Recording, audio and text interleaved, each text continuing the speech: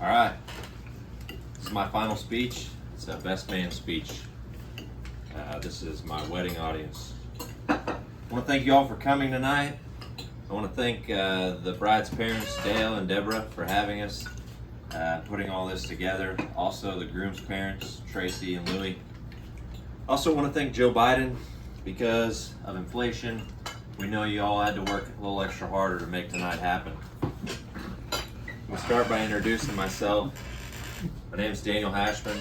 I'm the co-best man for Austin here. Tanner is the other co-best man. But I want to start out by taking you in a journey back in time to give you a glimpse of what Austin and I's friendship has looked like over the years. I'll take you back to the year was 2002. We were wearing cargo shorts and all of our baseball caps had hooks on the brims. We made makeshift bike ramps out of just about everything, just about anything we could find, and we rode bikes just about everywhere. We like to see how much air we could get.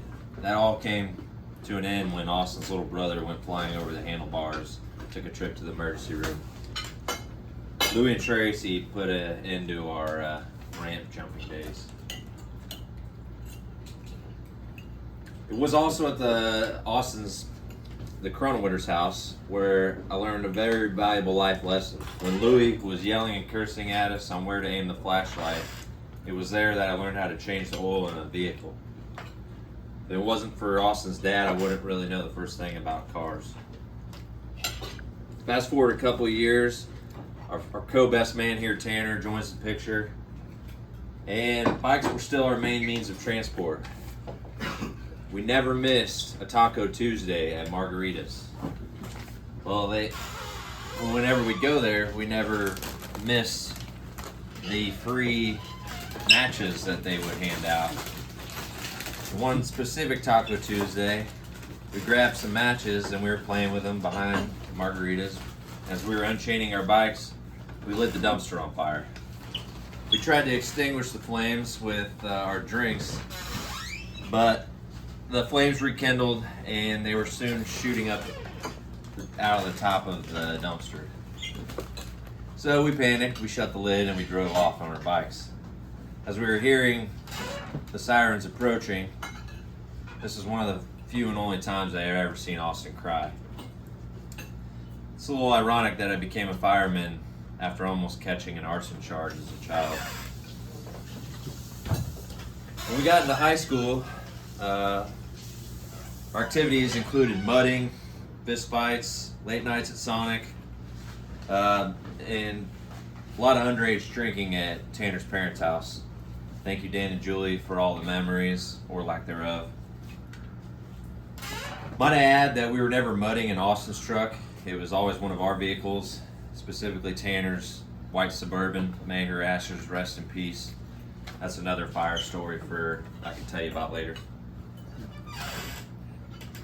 But some of my favorite memories in high school were Austin's grandma and grandpa. They had lunch made for us every day when we had open lunch at school.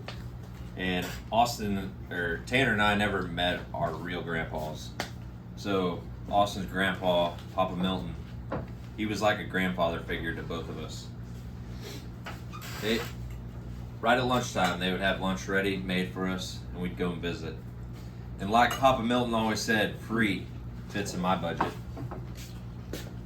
The older we got, the busier we got with our careers, but we always seemed to find time for hunting and fishing. It was those late nights fishing or early mornings in the duck blinds that I'll never forget.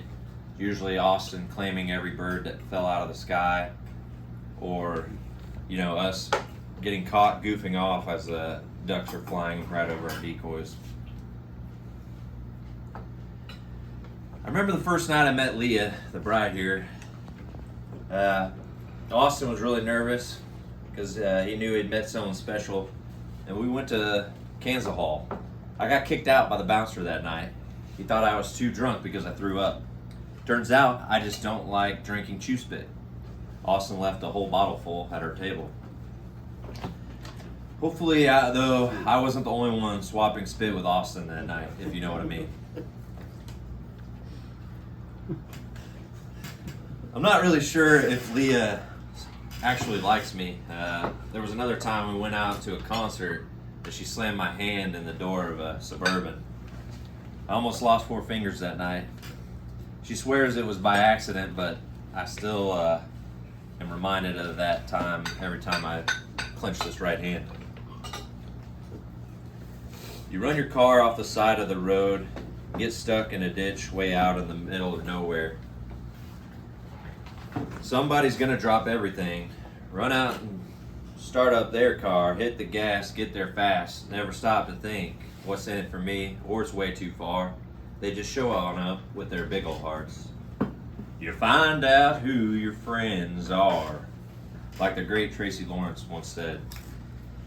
And Austin and Leah, they're some of the most loyal friends you could ever ask for. My truck had a fuel pump go out, and they stopped what they were doing, came and towed me home. They almost towed me into oncoming traffic, but that's besides the point. Point is, these two would give me the shirt off their back if I asked. So, I'd like to say congratulations to Austin and Leah, and I can't wait to see our kids grow up together, hopefully riding bikes like we did all those years ago. And who knows, with Biden's gas prices, we all might be riding bikes with them. Thank you to Austin and Leah.